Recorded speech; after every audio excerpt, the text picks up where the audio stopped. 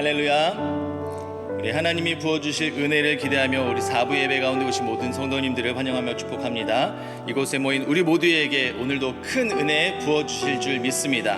우리 주님을 기대함으로 우리 다 함께 자리에 일어나셔서 찬양하며 주님 앞으로 나아가도록 하겠습니다.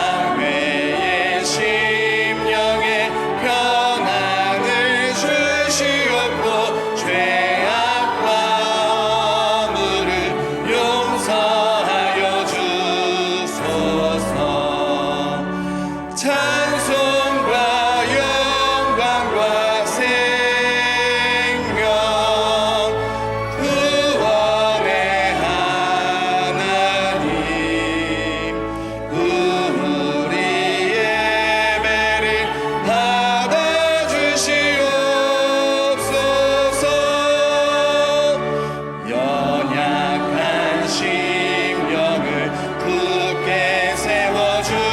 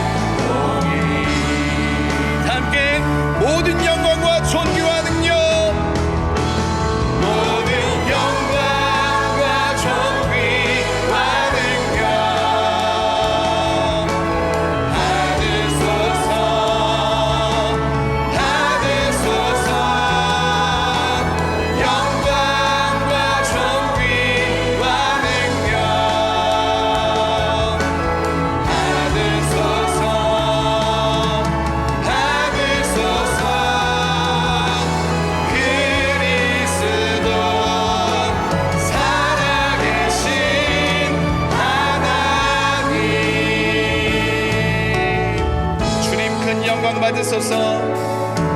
주님 큰 영광 받으소서. 홀로 찬양 받으소서. 모든 이름 위에 뛰어난 그 이름, 온 땅과 하늘이 다 찬양해. 겸손하게 우리 무릎 꿇고 주 이름 앞에 영광 돌리세. 모두 절하세. 독생자 예수 주님께 찬양 드리리. 모든 영광과 존귀와 능력 받으소서. 받으소서. 영광과 존귀와 능력 받으소서. 받으소서.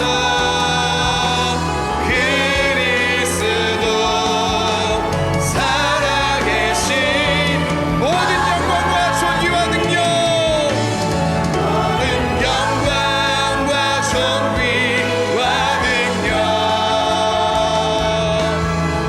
받으소서. 받으소서. 영광과 존귀와 능력 받으소서. 받으소서. 그리스도 살아계신 그리스도 살아계신 하나님, 그리스도 살아계신 그리스도 살아계신 하나님, 그리스도 살아계신 하나님. 할렐루야. 살아계신 하나님께 감사와 영광의 박수를 올려드리겠습니다. 아멘. 전능하사 천지를 만드신 하나님 아버지를 내가 믿사오며 그 외아들 우리 주 예수 그리스도를 믿사오니 이는 성령으로 잉태하사 동정녀 마리아에게 나시고 본디오 빌라도에게 고난을 받으사 십자가에 못 박혀 죽으시고 장사한 지 사흘 만에 죽은 자 가운데서 다시 살아나시며 하늘에 오르사 전능하신 하나님 우편에 앉아 계시다가 저리로서 산자와 죽은 자를 심판하러 오시리라. 성령을 믿사오며 거룩한 공회와 성도가 서로 교통하는 것과 죄를 사하여 주시는 것과 몸이 다시 사는 것과 영원히 사는 것을 믿사옵나이다. 아멘.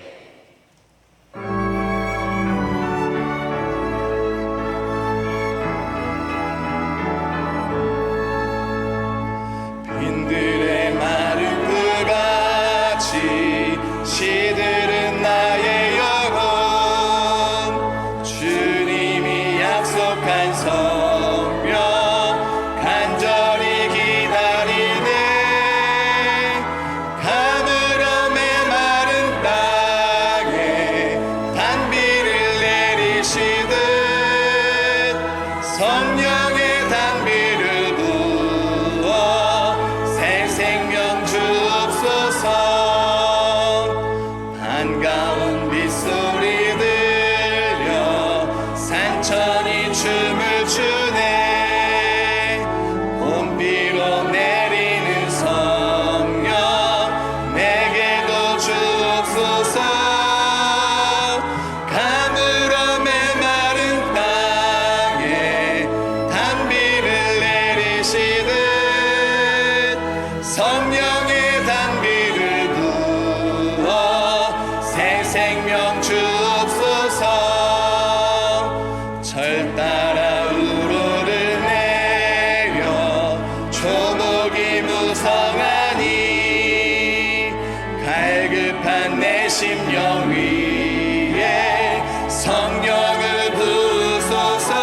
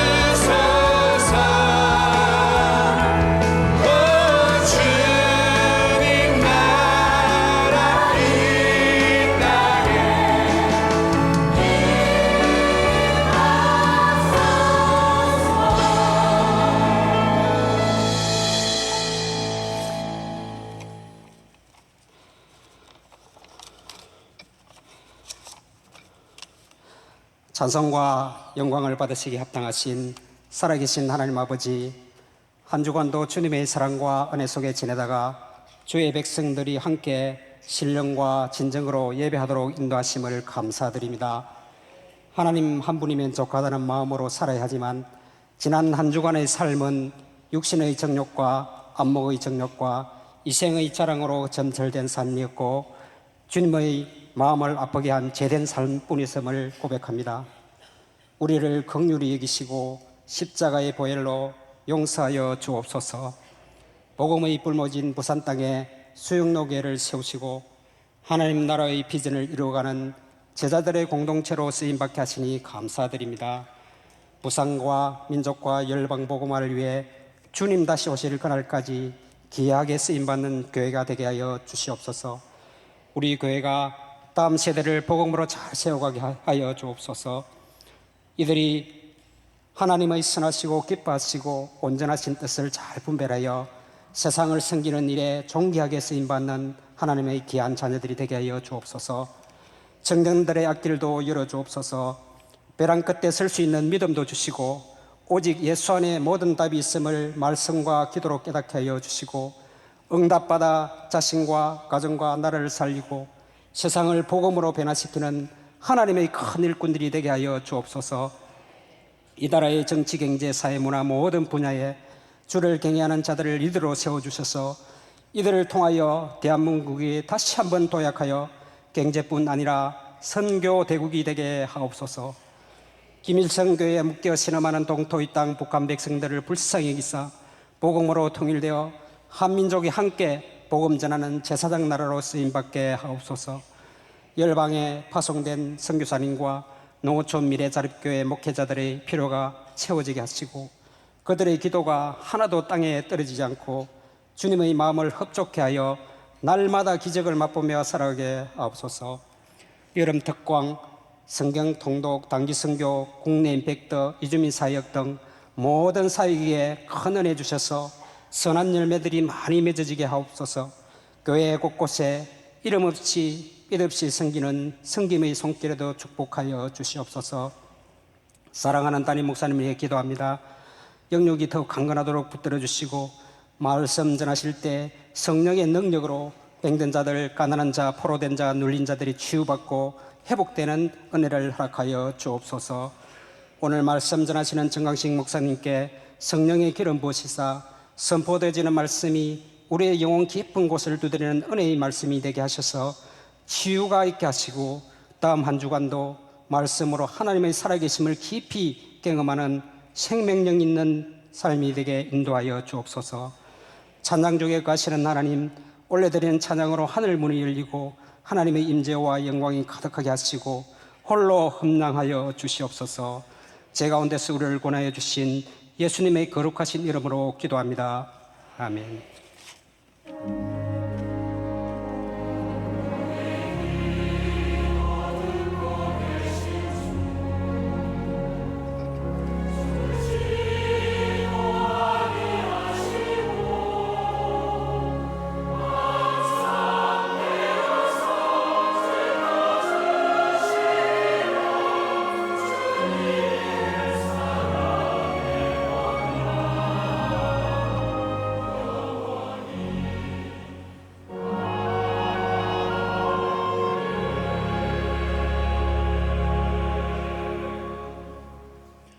오늘 우리에게 주시는 하나님의 말씀은 요한복음 14장 6절 말씀입니다.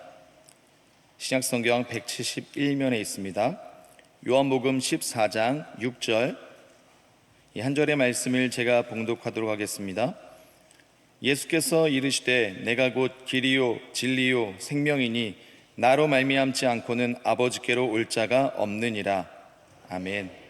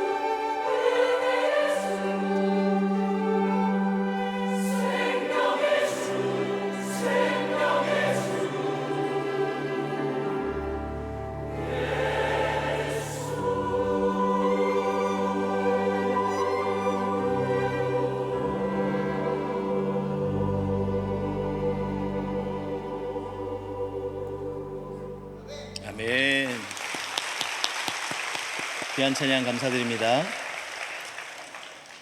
교회 소식을 알려드리도록 하겠습니다. 수용로 여름 특강 및 성경 통독이 있습니다. 예수님과 함께 걷다란 주제로 8월 5일부터 8월 8일까지 4일간 오전 10시 은혜홀에서 성경 통독이 진행됩니다. 성경 통독이 은혜홀에서 진행되기 때문에 이번 주 수요 일부 예배는 은혜홀에서 진행되어지지 않고 본당 지하 1층의 사랑홀에서 진행된다는 점 기억해 주시길 바라겠습니다. 여름 특강이 있습니다. 이스라엘을 걷다란 주제로 8월 9일 이번 주 금요일 오전 10시 은혜홀에서 여름 특강이 진행됩니다. 수용로 앱 혹은 당일 현장에서 신청하실 수 있습니다. 두 번째 광고입니다. 하반기 선택 양육을 모집하고 있습니다. 다양한 주제의 선택 양육이 9월 1일 주간부터 시작이 됩니다. 8월 18일 주일까지 수용로 앱을 통해서 접수를 받고 있습니다. 중복 신청도 가능하니까 많이 신청해 주셔서 은혜가 풍성한 시간 되시길 바라겠습니다. 오늘 4부 예배에 오신 우리 새 가족을 소개하도록 하겠습니다. 그 자리에서 한번 일어나 주시면 저희가 함께 마음을 담아서 환영하도록 하겠습니다. 네, 감사합니다. 오늘도 우리 귀한 분이 저희 수영교회에 오셨는데 우리 마음을 담아서 우리 다시 한번 큰 박수로 환영하도록 하겠습니다. 잘 오셨습니다. 환영합니다. 축복합니다. 네, 자리에서 앉아주시기 바라겠습니다. 함께 말씀 듣도록 하겠습니다. 오늘 말씀을 전해주실 분은 고신대 명예교수님이신 전광식 교수님이십니다. 길과 진리 그리고 생명이란 제목으로 말씀 전해주실 때에 큰 은혜 받으시길 바라겠습니다. 우리 교수님 강단으로 모시도록 하겠습니다.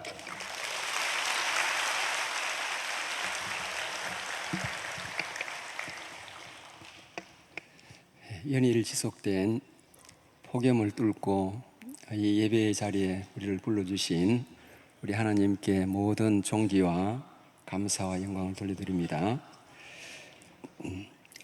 제가 몇 년 전 이 수영로 강단에서 왜 신약 성경의 복음서가 한 권으로 기록되어 있지 않고 네 권으로 기록되었을까? 그 점을 한 말씀드린 적이 있습니다만은 그것은 이 복음을 받는 사람들이 민족도 다르고 또 나라도 다르고 이래서 다양한 사람들에게 좀 더 효과적으로 예수 그리스도를 전하기 위해서 그런 배려를 한 것이 아닐까라는 학자들의 견해를 소개했습니다. 그런 학자들의 의견을 따르면 마태복음은 유대인을 대상으로, 마가복음은 로마인, 그리고 누가복음은 헬라인을 대상으로 아마 쓰여진 것이라고 볼 수 있는데, 그러면 요한복음은 누구를 위한 것일까? 하나님이 세상을 사랑해서 독생자를 보냈기 때문에 그를 믿는 자는 멸망치 않고 영생을 얻는다는 말씀을 보니까 이것은 아직 하나님을 알지 못하는 모든 인류에게 주신 말씀이면서 동시에 처음부터 그 예수님이 말씀이고 또 빛이고 라고 하는 걸 보니까 이것은 이미 예수님을 믿은 기존 신자들에게 그들이 믿고 있는 예수 그리스도의 본질과 정체가 무엇인지를 좀 심도 있게 설명하기 위한 복음이라고 볼 수 있습니다.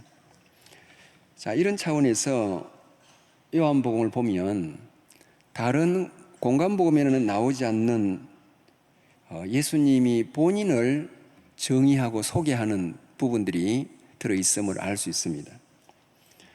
예수님께서 나는 누구이다 라고 하는 것을 영어로는 I am saying so 라고 하는 건데, 이 복음서에는 무려 7번 정도 이런 표현들이 나타납니다.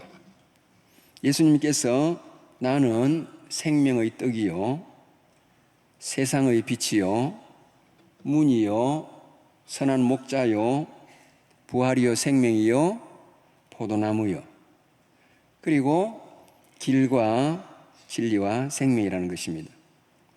7번에 걸친 나는 누구라는 예수님의 자기 정의 가운데 가장 길게 나타난 부분이 오늘 우리가 본문으로 택한 이 길, 진리, 그리고 생명입니다. 그러면 이것이 오늘날 우리의 실존적인 삶에 있어서 무슨 의미가 있는 것이며, 그리고 우리가 살고 있는 이 시대와 문화에 있어서 어떤 의미가 있는지를 함께 생각하면서 은혜를 나누고자 합니다. 첫 번째 예수님의 자기 정의는 내가 길이요라는 것입니다. 이 길이라는 호도스라는 그리스 헬라어 말을 다른 번역에서 보면 사도행전에 2번 이것을 도로 번역하고 있음을 알 수 있습니다. 자, 그러니까 길이라는 말은 도라는 의미인데 아마 이것은 우리 아시아인들에게 매우 강력하게 다가오는 표현입니다. 우리 아시아 사람들은 예로부터 도를 구하는 구도자의 길을 많이 걸었습니다. 인도의 석가모니는 왕자로 태어났지만 인생의 생로병사의 비밀을 찾고 삶의 길을 찾기 위해서 히말라야 설산을 방황을 했고, 중국의 공자는 우리가 잘 아는 논어에서 조문도면 석사가인이라, 아침에 도를 들으면 저녁에 죽어도 여한이 없다라는 유명한 말을 하고 있습니다. 근데 결국 공자는 자신이 찾던 도를 찾지 못했기 때문에 그의 모든 가르침은 주로 인간 간의 관계에 관한 예에 대해서 말하는 것으로 국한되어 있습니다. 따라서 우리 예수님은 이를테면 공자야, 내가 도를 듣기를 원하느냐? 내가 도다라고 말씀하는 겁니다. 그러면 우리 예수님은 어떤 도이며 어떤 길입니까? 그건 두 가지 의미가 있는데, 첫째는 우리 예수님은 구원의 길이라는 뜻입니다. 여러분, 길이 무엇입니까? 어느 한 지점에서 다른 지점으로 연결되는 과정이요, 통로라고 할 수 있습니다. 그럼 우리 예수님께서 구원의 길이라는 것은 출발점은 세상이요, 종착점은 천국인데, 이 지상에서 천국으로 가는 그런 진정한 길이 되신다는 그런 뜻입니다. 오늘날 종교 다원주의자들 또는 상대주의자들은 산의 정상으로 가는 길은 다양하듯이 굳이 기독교의 복음을 통해서만 가는 것이 아니라 다른 종교를 통해서도 구원에 이를 수 있다라는 주장을 하고, 또 예수라는 한 이름만 있는 것이 아니라 종교마다 다양한 구세주의 이름이 있으니까 실체는 같아도 종교에 따라서 이름은 각양각색이다 라고 주창을 하고 있습니다. 하지만은 성경은 인간들의 이런 장난을 미리 알고 정확한 장치를 해두었는데, 사도행전 4장 12절, 다른 이로서는 구원을 얻을 수 없나니 천하 사람 중에 구원받을 만한 다른 이름을 우리에게 주신 일이 없음이라. 여러분, 따라서 예수 그리스도는 지상에서 천국으로 가는 유일하고 절대적인 길인 것입니다. 저와 여러분은 이미 이 길을 걸음으로써 천국의 시민권을 지니게 되었는데, 그럼 우리 예수님은 길이라시는 것은 이 문제밖에 없을까? 아닙니다. 예수님은 구원의 길도 되면서도 우리에게 남아있는 삶의 길도 되십니다. 여러분, 구원이 지상에서 천상으로 연결되는 거라면 삶이라는 것은 출생에서 죽음으로 이어지는 것입니다. 그 가운데가 삶인데 이 삶에는 다양한 길이 있습니다. 고대의 교부인 어거스틴에 의하면 인생은 세상이라는 망망대해에서 떠다니는 일렵편주라고 합니다. 바람과 불고 풍랑이 일면 좌초되기 쉽고, 그리고 잘못된 항구가 또는 등대가 유인을 해가지고 결국에는 이리 가고 저리 떠도는 것이 인생이라는 것입니다. 사르트르라는 실존주의 철학자에 의하면 인생이라는 것은 B와 D 사이의 시이라 그렇게 말합니다. B는 birth, 출생이고 D는 death, 사망인데 이 B와 D 사이에 있는 삶은 choice, C라는 것입니다. 여러분, 따라서 우리는 이 망망대해라는 인생길을 걸으면서 다양한 길들을 만납니다. 그런데 어떤 길들은 겉으로 보기에는 아름다워 보이지만은, 처음에는 아름다워 보이지만은 그 끝은 낭떠러지로 연결되는 길이 있고, 어떤 것은 도시와 도시가 연결되는 것처럼 우리에게 화려함과 성공과 출세를 약속하는 정말 좋은 길 같지만, 마치 예루살렘에서 여리고로 가는 길처럼 강도 떼들이 우글대는 위험한 길일 수도 있고, 또 어떤 길은 가장 내 이성과 내 경험과 나의 판단을 통해서 이 길이 최선이다 라고 택했지만은 조금만 걷다 보면 자욱한 안개가 깔려가지고 앞길이 잘 보이지도 않고 전망도 없고, 심지어 빙빙 도는 미로나 미궁에 빠지는 위험한 길도 있습니다. 예수님께서 우리에게 구원의 길만 아니라 삶의 길이 되시는데, 이 예수님의 길은 예수님 스스로가 말씀하듯이 때로는 좁은 길이기도 하고, 찬송가에 나와 있는 대로 탄탄대로가 아니라 태산을 넘고 험곡을 가는 것처럼 매우 고된 일이기도 하고, 또 때로는 자기 십자가를 지고 가야 되는 힘든 길이기도 합니다.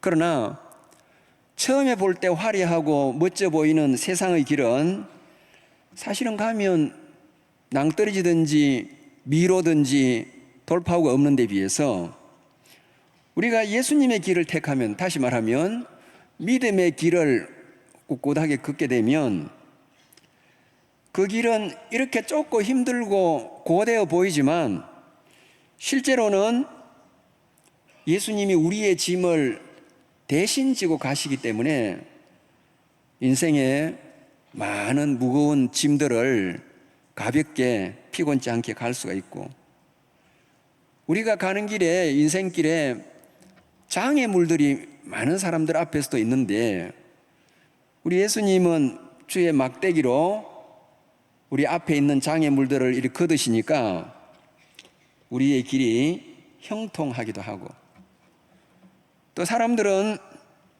강도 만나서 쓰러진 이들도 많이 있는데 우리 예수님은 주의 지팡이로 마치 목자가 양떼를 인도하듯이 우리를 푸른 초장과 잔잔한 물가로 인도하시니까 우리가 곰피반 나그네 생활에서도 평화롭고 행복하게 살 수도 있으며, 무엇보다 우리 예수님의 길은 이 세상의 다양한 길들이 우리를 현혹하지만은 이 길이야말로 옳은 길이고 의의 길입니다.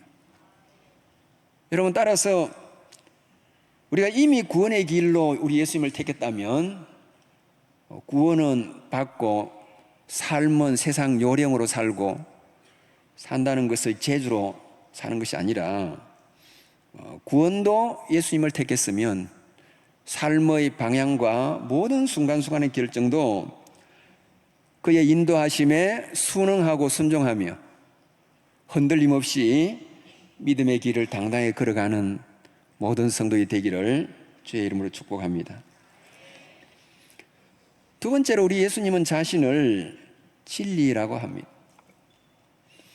길이라는 것은 아시아 사람들에게 주는 메시지라면 진리는 아마 유럽인들에게 강력하게 어필할 수 있는 자기 정의입니다. 서양 문명의 산실이 고대 그리스인데 그리스의 고대 철학은 애당초 알레이테이아, 진리를 찾고 구했습니다. 심지어 무력으로는 그리스를 점령했지만 그 영혼은 그리스의 정신에 삼켜진 로마인들도 진리에 대해서 갈구하고 탐구했다는 것이 이 빌라도가 예수님을 재판하면서 로마인 빌라도가 예수님을 앉혀두고 비아냥거리듯이 진리가 뭐냐라고 묻는 데서 드러납니다. 마치 진리가 밥 먹여주는 거냐라는 조롱 섞인 표현 같지만은 하여튼 이 로마인 권력자인 빌라도가 진리인 예수님을 앞에 두고 티 알레이테이아, 진리가 뭐냐, 무엇이냐라고 질문하는 걸 보면 그는 세상에서 가장 영적인 까막눈이라는 것을 짐작할 수 있습니다. 여러분, 그렇습니다. 아무리 권력이 있다고 해서 아무리 우리가 대단한 학식을 쌓았다고 해도 타락으로 인해서 어두워진 인간의 지성은 하나님의 계시의 조명이 없이는 구원받을 만한 진리를 찾을 수도 획득할 수도 없습니다. 저는 독일에서 공부를 했는데 공부를 하는 중에 더 하고 싶어서 영국 옥스퍼드로 옮겨갔었습니다. 옥스퍼드 대학에는 중앙도서관 보들리언 라이브러리라고 있는데 우리 수영로 교회 건물처럼 이렇게 천정이 높습니다. 그 아래에 세계적으로 지성이 탁월하다는 청년 대학생들이 각자 자기 학문 분야를 열심히 탐구하고 연마합니다. 그러다가 피곤해가지고 기지개를 펴고 이를 떡 쳐다보면 자기들 눈에 옥스퍼드 대학의 표지인 라틴어로 도미누스 일루미나티오 메아, 주는 나의 빛이요, 시편에서 따온 이 유명한 옥스퍼드의 표지가 자기들 눈에 들어옵니다. 왜 그것을 여러분 천정에 그렇게 새겨놨을까요? 도서관 천정에.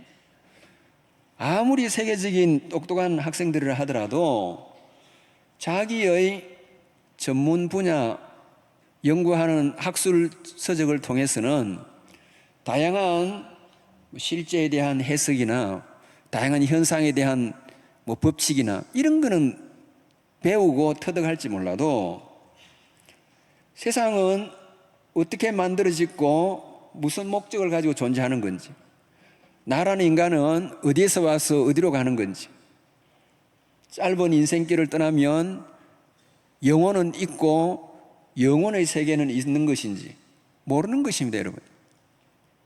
그렇기 때문에 주님이 도미누스, 주님이 타락으로 인해서 어두워진 내 이 지성에 계시의 일의 서치라이트를 딱 비춰주어야 그때 비로소 진리를 깨닫고 하나님이 누구신지, 세상은 어떻게 존재하는 건지, 심지어 자기 존재의 의미와 목적을 찾는 것입니다. 말하자면 히브리서 6장 4절처럼 한 번 비침을 얻어야 이 진리를 발견하게 되고 얻게 되는 것입니다. 그럼 하나님께서는 무엇으로 우리의 타락한 어두워진 지성을 비추시느냐? 우리가 따르고 존경하는 교부 어거스틴, 종교학자 칼빈의 말에 빌리면 우리 하나님은 두 가지 방식으로 우리에게 진리의 조명을 하시는데, 우리 안으로는 우리 안에 내주하시는 성령님을 통해서, 그래서 예수님은 성령님을 진리의 영이라 그랬습니다. 그는 진리를 우리에게 깨우쳐 주시는 영이라는 뜻입니다. 반면에 우리 밖에서는 성경을 통해서, 왜냐하면 성경은 진리의 말씀이기 때문에 하나님께서는 내적 원리인 성령님과 외적 원리인 성경을 통해서 우리에게 정말 진리가 무엇인지를 깨닫게 해줍니다.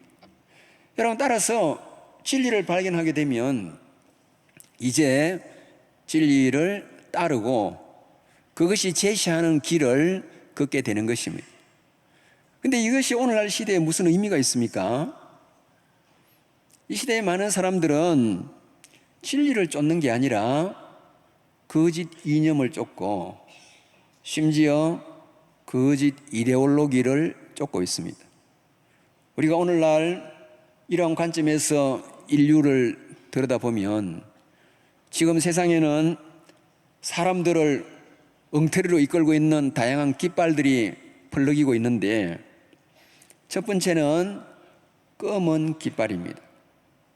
이 검은 깃발은 온통 까만 옷으로 무장한 극단 이슬람주의를 일컫는 저의 표현입니다.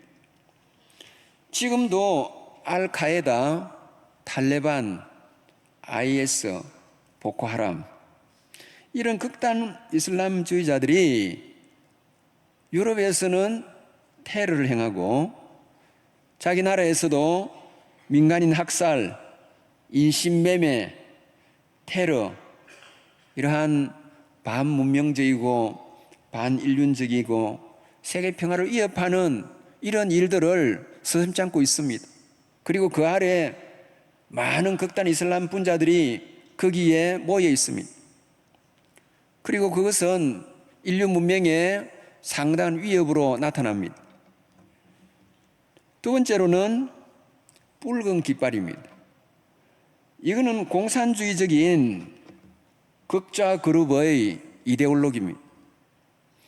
사실 지난 세기를 끝으로 현실 정치에서 공산주의 체제는 많이 사라졌지만 한 번 생긴 이데올로기의 잔재는 늘 긴 그림자를 드리고 남아있기 마련입니다. 원래 칼 마르크스 엥겔스가 공산당 선언을 펼쳤을 때 그 제일 첫 귀절은 지금 구라파에는 유령이 떠돌고 있다. 공산주의라는 유령이. 이렇게 대단히 유럽과 전 인류를 향해 선전포고하듯이 거창하게 출발해놓고 이제 자본주의 체제 하에서 착취당하고 고통당하는 만국의 노동자들이여, 만국의 프롤레타리아트들은 일어나고 단결하자, 그 세상을 뒤엎자, 이렇게 주장했습니다. 그래서 이들은 전 인류의 노동자들이, 세계 노동자들이 단결해가지고 기존의 기독교적인 질서, 자본주의 사회의 질서를 전복시키면 공산주의 유토피아가 온다고 기대했습니다. 근데 여러분, 이들은 착각을 했습니다. 세상이 바뀌는 것은 한 번의 혁명을 통해서 권력을 장악한다 해서 바뀌는 건 아닙니다. 사람들의 의식이 달라지지 않으면 성공하기 어렵습니다. 뿐만 아닙니다. 혁명 분자로 일어나서 세상을 엎을 걸로 기대했던 노동자들은 실제로는 혁명에 참여하는 것이 아니라 자기 나라의 민족주의, 국가주의에 빠져가지고 자기 나라의 군국주의적인 정책을 지지하는 열렬 대원들이 되었고, 국제 공산당 혁명에 대해서는 별 관심도 없었습니다.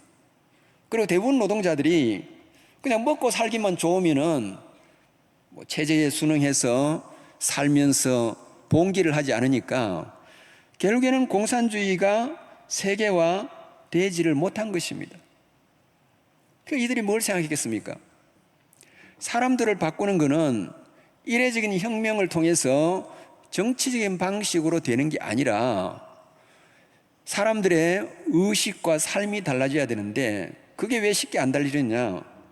사람들은 노동자건 부르주아 계급이든지 간에 오랜 세월 동안 켜켜이 내려온 그들의 생활 습관, 그들의 가치관, 세계관, 종교, 의식, 이것은 한 번의 혁명으로 달라질 수가 없습니다. 따라서 20세기 들어와가지고 21세기 들어와서 더더욱 20세기 말부터 이탈리아의 공산당 이론가들, 그람시 같은 사람, 미국의 학생운동을 일으킨 마르쿠제 같은 배우 인물들, 이런 사람들이 이제 세상을 붉게 물들게 하기 위해서는 정치혁명을 하지 않고 의식혁명, 문화혁명으로 방향을 전환시켜야 된다 해가지고 이들은 그렇게 하기 위해서는 뭘 해야 되느냐?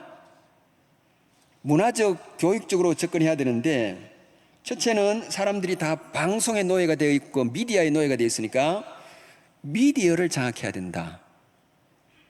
두 번째로는 학생 때부터 의식을 바꾸기 위해서는 교육에 통제해야 되는데 학생들이 보는 교과서를 바꿔야 된다. 그리고 법을 만들어 가지고 꼼짝 못하게 해야 되는데 그러려면 입법부인 국회를 장악해야 된다. 그리고 결국 사법적인 판결이 중요하니까 대법원부터 판사들을 장악해야 된다. 무엇보다 결국 사람이란 존재는 이 말로, 언어로 사고하고 생각하기 때문에 언어를 장악하는 게 중요하다는 깨달음을 갖고 미국부터 우리나라까지 소위 political correctness, 정치적 올바름이란 걸 내세우면서 멋진 말들을 사람들의 귀에다가 계속 잡아 넣었습니다. 소수인권, 차별금지, 휴머니즘, 관용, 그리고 지금 올림픽이 열리고 있는 프랑스의 대표적인 이념인 톨레랑스. 여러분, 이런 멋진 구호들을 가지고 사람들을 현혹을 시키니까 이 지성적 분별력, 영적 분별력뿐만 아니라 지성적인 분별력까지도 없는 이 잘난 세대의 사람들이 이런 언어 유희의 현혹을 당해가지고 저게 선이고 저게 인류의 바람직한 가치인 양 착각을 하고 붉은 깃발 아래 알게 모르게 모여들고 있습니다. 그러나 문화를 바꾸기 위해서는 그런 일부 좌파 지도자만 가지고 되지 않는 것이고 문화는 대중이 바꾸는 거니까, 이래서 문화를 바꾸기 위해서는 연대가 필요하다고 생각해서 소위 솔리다리티를 주장을 합니다. 그럼 누구와 연대를 해야 될까? 그래서 나온 것이 세 번째 깃발인 무지개 깃발입니다. 이 동성애 깃발인데, 세상을 바꾸고 문화를 바꾸기 위해서는 기성세대와 반대되는 가치를 주장하는 젊은 세대하고 손을 잡아야 되고, 서구를 비판해야 되니까 반서구적인 세력은 다 동지로 규합해야 되고, 결국에는 기독교를 무너뜨리는 거니까 이슬람을 비롯하는 아시아의 불교나 힌두교 같은 반기독교적인 종교를 규합해야 되고, 그리고 절대적인 진리라는 것을 깨기 위해서는 기독교 내부에서도 기독교 좌파인 상대주의자들, 다원주의자들, 혼합주의자들과 연대를 해야 된다. 이래서 소위 솔리다리티를 주장을 하는데, 그 가장 대표적인 연대의 대상이 무지개 그룹인 서울 백주의 벌거벗고 퀴어 축제를 즐기고, 이번에 좌파 중심의 대법관들이 결국에는 동성 결혼으로 가는 길을 열게 되는 것처럼 이런 식으로 이 무지개 부대와 같이 연대가 되는 것입니다. 여러분, 이런 세 가지 깃발 외에 사람들이 살아가는데도 진리 아닌 미혹된 것에 빠지게 하는 깃발이 두 개 더 있는데, 그 중에 하나가 황금 깃발이요, 두 번째는 회색 깃발입니다. 자, 여러분, 하나님을 믿지 않는 사람들에게 창조주는 없는 거고, 창조주가 없다면은 지상의 모든 존재는 창조된 게 아니라 우연의 산물입니다. 그러면 내 존재를 비롯해서 모든 것이 우연의 산물이라면은 거기에 목적이 뭐가 있으며, 목적이 없다면 의미가 뭐가 있습니까? 그러면 결국 하나님이 없는 사람들은 어떤 깃발로 살아가느냐 하면, 그 안에는 그러나 죄성이 풍부한 욕망이 꿈틀대고 있으니까 사람들은 다 욕망에 부추임을 당해가지고 결국 향락주의와 쾌락주의로 가게 되고, 그 쾌락적이고 향락적인 삶을 위한 도구로 많은 돈을 축적해야 되고 가져야 되고 숭배하게 되는 만몬주의에 빠지게 되고, 그 돈과 욕망의 극단이 치달린 것은 결국 소비 중독, 마약 중독, 술 중독, 게임 중독, 그리고 퇴폐적인 문화로 이어지는 이 사회의 모습입니다. 그래서 이런 사람만 있는 게 아니라 하나님이 없는 사람들은 인생의 의미와 목적이 없기 때문에 뭐 돈이나 세상에 관심이 다 있는 게 아니라 없는 사람도 있는데, 이런 사람들은 무엇에 빠지느냐? 허무주의에 빠집니다. 인생의 목적이 없으니까 허무주의 염세주의에 빠져가지고 그 극단은 자살입니다.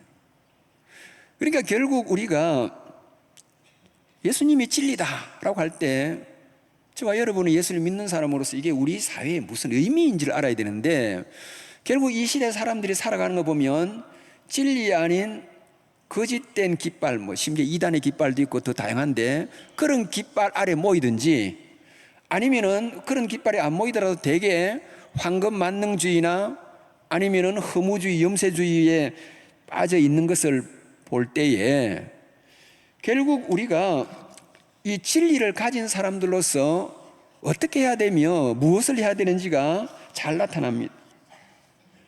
먼저 우리가 진리이신 예수님을 믿는다면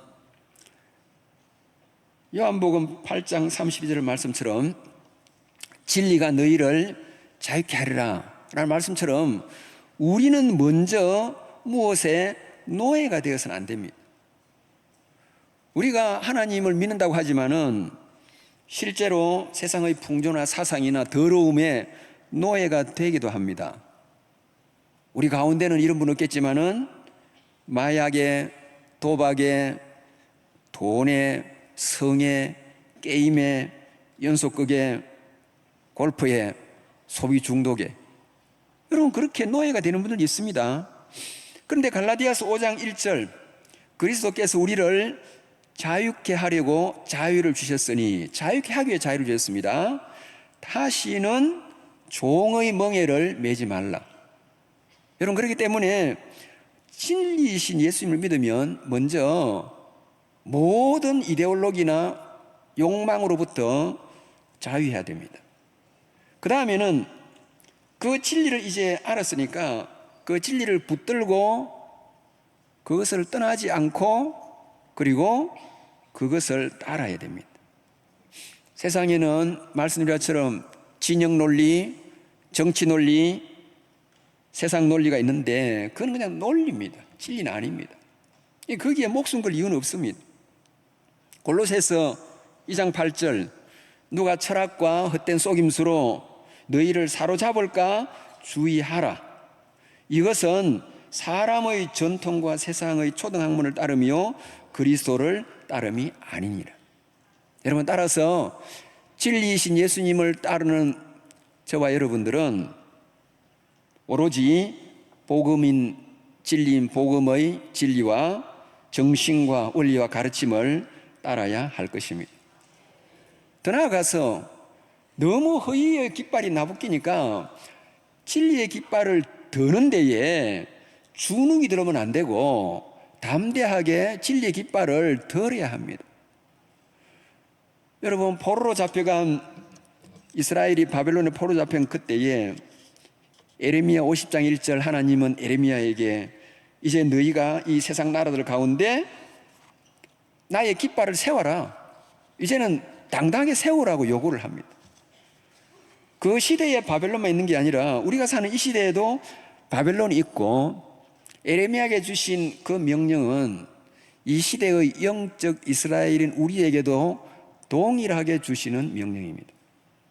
여러분, 따라서 이제 진리의 깃발, 복음의 깃발, 여호와의 깃발을 회피하거나 부끄러워하지 말고, 개인의 삶에서도 마찬가지고, 그리고 우리가 이 거짓과 이단과 많은 다양한 깃발 아래 무너져가고 있는 이 나라를 위해서도 당당히 들 수 있는 우리 모든 주의 백성을 되기를 주님의 이름으로 축복합니다. 세 번째로 마지막입니다. 예수님은 자신을 생명이라고 정의했습니다. 길이라는 것은 아시아 사람들에게, 진리라는 것은 유럽인들에게, 아마 생명이라는 것은 죽음의 땅인 아프리카인들을 두고 하시는 말씀인 듯 보입니다. 근데 아프리카 사람은 아닙니다. 타락한 전 인류는 늘 죽음의 위대한 파워 앞에, 대단한 파워 앞에 신음하는 존재입니다. 저와 여러분이 살아온 20세기, 21세기는 한편으로는 인류 역사상 가장 문명이 발달한 세기입니다. 저와 여러분이 이 시대에 살면서 과거에 황제들이 누리지 못한 문명의 대단한 이기를 누릴 정도로 우리는 정말 좋은 시대에 살고 있습니다. 그러나 그것은 문명의 한 측면입니다. 문명의 이면을 들여다보면 아이러니컬하게도 20세기가 21세기는 여전히 죽음의 그림자가 길게 드리워져 있습니다. 우리가 살아온 20세기 한번 보십시오. 1차 대전, 2차 대전, 한국전, 월남전, 중동전, 크메르 내전, 코소보 사태, 보스니아 내전. 이런 뿐만 아닙니다. 히틀러나 스탈린으로 대표되는 수많은 인간에 대한 대량 학살도 있었습니다. 그리고 이제 21세기에 와가지고는 괜찮은가? 아닙니다. 9.11 사태가 극단 이슬람에 의해서 무고한 생명을 그렇게 앗아가고 난 이후에 미국은 그들을 징벌하겠다고 아프간 전쟁을 벌려서 아프간 전쟁이 계속되다가 아프간 전쟁이 끝나는 듯 할 때에 갑자기 코로나가 생겨났고 수많은 사람이 세상을 떠났고, 코로나가 주춤하다 싶으니까 우크라이나 전쟁이 또 터져서 정말 가족 중에 살아있는 사람, 죽은 사람, 닿지 않은 사람이 거의 없을 정도로 우크라이나가 그렇게 초토화되고 있고, 우크라이나 사태가 좀 시들이 싶으니까 가자 사태가 터져가지고 지금도 이스라엘에 생난리가 나고 있습니다. 무슨 말입니까?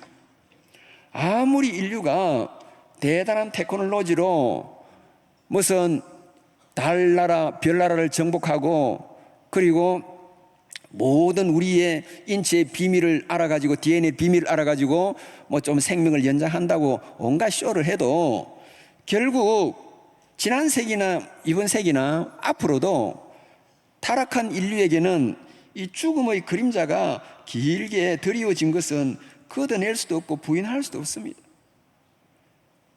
이렇게 육체적인 죽음만 문제가 아니라 하나님과 떨어진 영적 죽음도 문제인데, 이렇게 압도하는 죽음 앞에 자연도 절망하고 인간도 절망하고 우리 모두가 절망하고 불안히 여깁니다. 그런데 이런 우리와 이 시대를 향해서 예수님은 자, 나는 생명이다. 이게 무슨 의미일까요? 여러분, 기독교는 생명의 종교요. 그리고 우리가 믿는 성경은 살아있는 생명의 말씀입니다. 실제로 이 하나님의 말씀은 알파부터 오메가까지 전부가 생명이 중심이 되어 있습니다. 창세기 시작을 보십시오. 아무것도 없는 무의 세계에서 유가 생기고 생명이 생기면서 세상이 비로소 환하게 밝아지고 생명의 놀라운 세계가 전개되고 있습니다. 그러다가 타락으로 인해서 이 생명의 기운이 주춤했지만은 그래도 또 신약을 시작하는 거 보면 예수님은 생명의 반대인 죽음을 이기는 부활을 통해서 정말 생명의 놀라운 역사를 일으키셨고, 그의 죽으심은 또한 하늘의 미랄처럼 죽음으로써 오히려 놀라운 생명의 열매를 아름답게 맺히는 것을 잘 보여줍니다. 그리고 요한계시록 성경의 오메가 가보시죠. 요한계시록은 온통 생명으로 장식되어 있습니다. 생명나무의 열매, 생명의 관, 생명책, 생명수 샘물, 생명수 강. 하나님께서 저와 여러분에게 예비하신 세계는 생명이 위협당하는 이 시간 세계에 압도하는 굴레에서 벗어나서 전혀 시간의 법칙이 적용되지 않는 영원한 생명의 세상 새 예루살렘입니다. 자, 여러분, 이렇게 정리해 보면 성경의 알파 오메가는 다 창조하신 생명, 회복된 생명, 완성된 생명인 영생을 가르치는 말씀이고, 따라서 이 성경책은 생명의 책이고, 이 책을 주신 하나님은 베드로의 신앙 고백처럼 죽은 하나님이 아니라 살아계신 하나님이십니다. 뿐만 아닙니다. 부활하신 예수님은 그가 생명의 주님이심을 실정하고 있고, 따라서 예수님은 나는 부활이요 생명이라고 하셨고, 그리고 우리가 믿는 또 성령 하나님, 성령님은 살리는 리빙 스피릿입니다. 생명의 영입니다. 그러면 이제 마지막으로 우리는 어떻게 살아야 되겠습니까? 이런 생명이신 주님을 믿는다면 첫째는 죽음을 두려워하지 말아야 합니다. 우리는 시간의 세계 속에 살다 보니까 늘 존재가 사라지고 생명이 사라지는 시간의 위협 속에 불안해하고 있습니다. 그러나 우리 예수님께서 생명의 주라고 하신 것은 죽더라도 사는 부활이 우리에게 있고, 또 하나님 우리에게 예비하시는 영원한 세계가 있으니까 죽는 것 같은 것에 대해서도 사방에 우겨섬을 당하는 것이 있고 거꾸로 땜을 당하는 같은 일이 있더라도 절대 생명의 주님을 믿는 우리는 죽는 것과 망하는 것을 두려워할 이유도 필요도 없는 것입니다. 그러나 죽음만 두려워하는 것이 아니라 보다 적극적으로 생명의 주님을 믿는다면 그 주님 안에 있는 풍성한 생명을 누려야 합니다. 어쩌면 인류는 소가성 우물가의 여인처럼 목마른 인생입니다. 이 목마름을 해결하기 위해서 어떤 사람은 돈을 많이 벌어보고, 어떤 사람은 멋진 연애를 해보고, 어떤 사람은 마약에 빠져보기도 하고, 어떤 사람은 술에 취해보기도 하지만은 그렇게 한다고 해서 그들의 영적인 갈급함은 해소되지가 않는 것입니다. 그런데 우리는 어떨까?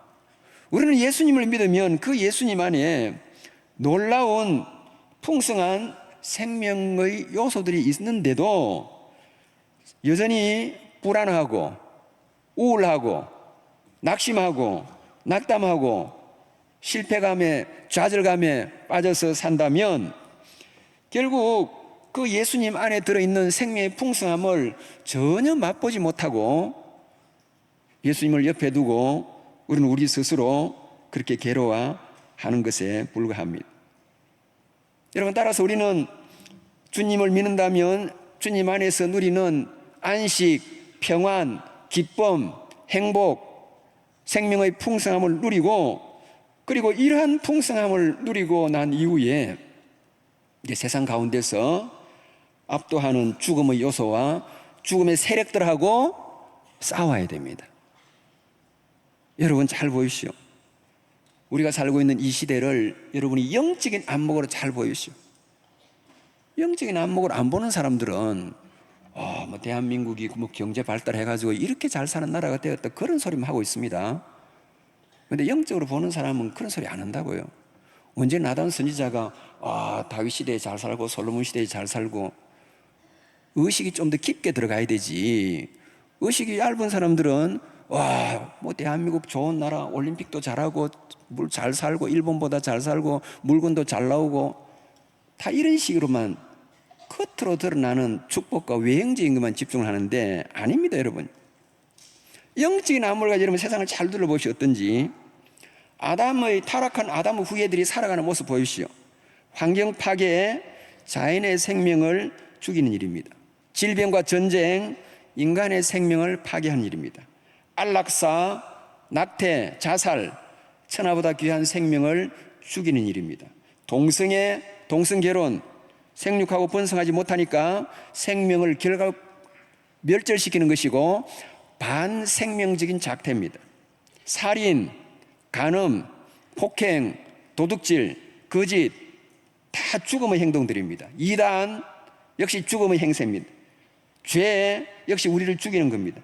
여러분 잘 보시면 겉으로는 화려해 보이는데 우리가 사는 이 시대는 완전히 생명운동과 반대되게 죽음의 요소, 죽음의 세력, 죽음의 문화, 죽음의 제도가 쫙 깔려 있습니다. 우리 예수님이 이렇게 말씀하십니다.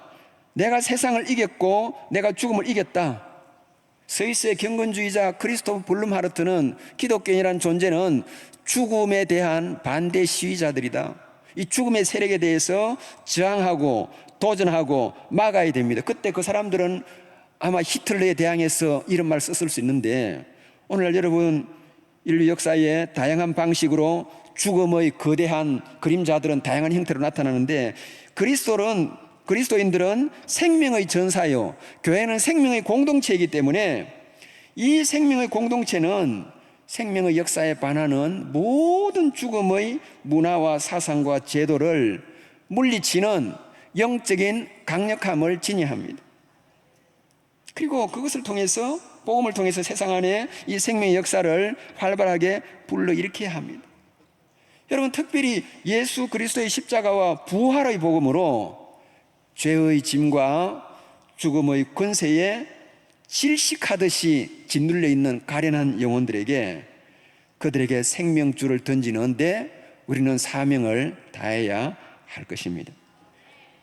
말씀의 결론을 내립니다. 10여 년 전 저는 강원도 태백에 있는 예수원으로부터 초청을 받았습니다. 그 예수원에 태백시의 외곽에 있던 미동초등학교의 하사미 분교가 폐교될 위기에 처하자 그 태백시 교육청이 예수원에다가 이거 한번 좋은 대안학교를 해보면 어떻겠냐 제안을 했고 예수원에서 대안학교를 하겠다고 출발을 할 적에 개교식에 저에게 특강을 요청했습니다. 근데 가보니까 그 학교의 이름이 특이하게 생명의 강 학교였습니다. 왜 그런가라고 여쭤보면은 그 예수원에 나오는 고기, 목장이 있는데 그 목장 이름이 삼수령입니다. 태백시에 있는 그 언덕이 삼수령인데 왜 그러냐 하면 하늘에서 빗방울이 탁 떨어지면 한 방울은 동으로 튀어서 50층을 이루고 한 방울은 남으로 튀어가지고 우리 부산 앞바다를 지나가는 낙동강이 되고 한 방울은 서로 가가지고 서울을 관통하는 한강을 이룹니다. 자, 동서남북 중에서 북으로 가는 강만 없습니다. 그래서 이 예수원에서 네 번째 강 프로젝트라는 프로젝트를 만들어 가지고 이제는 북으로 강을 흘러보내야 되겠는데 저 북으로는 무슨 강을 흘러보내야 되는가? 아프리카가 죽음의 땅이 아니라 북한이 죽음의 땅이기 때문에 저쪽에는 생명의 강을 우리가 흘려보내야 되고 그 생명의 강을 흘러보내는 전사들을, 일꾼들을 초등학교 때부터 여기서 길러 키워내자. 그것이 그분들의 사명이었고 그래서 그 생명의 강 학교를 시작을 한 것입니다. 다 여러분, 이 과제는 예수원만의 사명만 아닙니다. 예수 그리스도의 부활에 참여하고 그 예수님을 믿는 우리 모든 하나님의 백성들과 교회는 북한뿐 아니라 온 세상에 생명의 강수를 흘러 보내야 합니다. 에스겔서 47장에 보면 에스겔 선지자가 환상을 보는데 성전 문 지방에서 갑자기 물이 풀풀 솟아나가지고 그게 강을 이루어가지고 동쪽으로 강이 흘러가는데 그 강가에 과수나무들이 무성하게 자라가지고 날마다 새로운 과실들이 맺힙니다. 그게 이 성전에서 나오는 그 생수가 세상을 살리는 걸 암시합니다. 근데 여러분, 이런 환상이 맘모섬의 요한도 보았습니다. 계시록 22장 1절에 보니까 하나님과 어린 양의 보좌에서 보니까 갑자기 수정같이 맑은 생수의 강이 흘러가지고 흘러나와서 퍼진다는 겁니다. 여러분, 뭘 말합니까? 결국에는 교회가, 결국 하나님의 백성들이 천국도 가기 전에 모여가지고 자축만 하고 늘 그냥 뭐 즐기기만 하고 놀기만 하고, 그게 아니라 우리가 천국 가기 전에 지상에서 누리는 거는 우리가 삶에 힘을 얻고 감사하니까 좋긴 하지만은, 그러나 천국 가서 누릴 기쁨을 좀 유예하면서라도 지상에서 교회가 뭔지, 그리스도인이 뭐하는 집단인지, 기독교는 뭐 해야 되는지 좀 사명감을 가지고 영적으로 이 땅과 온 열방을 들여다보면 이 죽음의 그림자가, 죽음의 권세에 사람들이 신음하고 헛어이고 있다, 이 말입니다. 그럼 우리는 뭐 해야 되느냐? 성전 밑에서 나오는 이 생수처럼 우리는 세상의 생명 역사를 일으키는 공동체고, 저와 여러분은 이 세상을 살리는 생명 운동가들이고, 우리는 이 영생의 물을 허무주의와 쾌락주의에 빠져서 신음하는 많은 사람들에게 날라야 되고, 이 생명의 복음의 주인공인 예수 그리스도를 전해야 되는 겁니다. 그게 우리의 과제입니다. 우리가 자축하는 게 중요한 게 아니고. 그 예수님은 온 인류의 길이시요, 그 온 인류의 그 길이요, 그 진리요, 그 생명입니다. 동시에 그 예수님은 인류를 말하기 전에 지금 나의 길이요, 나의 진리요, 나의 생명입니다. 여러분, 따라서 여러분의 삶에서도 예수님이 길이면 그 예수님 따르면서 믿음의 자리에서 방황하는, 흔들리지 않아야 되고, 여러분이 정말 예수님을 진리로 받아들인다면 세상의 헛된 사상과 가르침과 이데올로기에 현혹되어서는 안 되는 것이고, 정말 그 예수님을 생명을 믿으면 어떤 죽음과 압도하는 시간의 공개 앞에서도 의연하게 살고, 그리고 죽음에 신음하는 많은 사람들에게 생명을 전해야 되는 비장한 사명감을 가져야 하는 것입니다. 나는 길이요, 진리요, 생명이다. 예수님의 자기 고백만 아니라 주님이시여 주인이신 그분에 대한 우리의 고백, 나의 고백이 되어야 하는 것입니다. 이런 고백과 함께 고단한 인생길을 흔들림 없이 믿음으로 잘 달려가는 저와 여러분 되기를 주의 이름으로 축복합니다. 하나님 아버지, 감사합니다.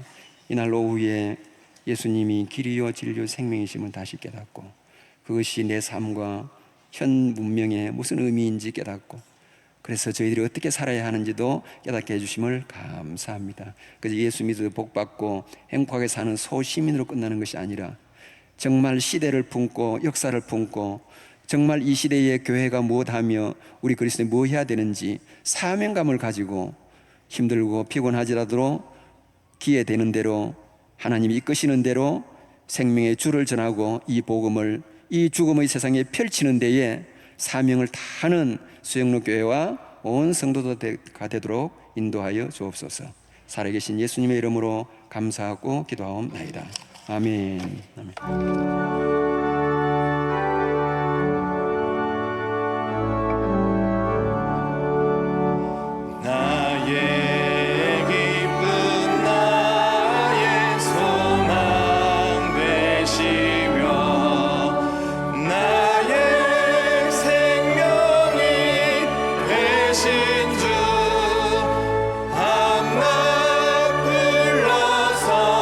찬송을 들려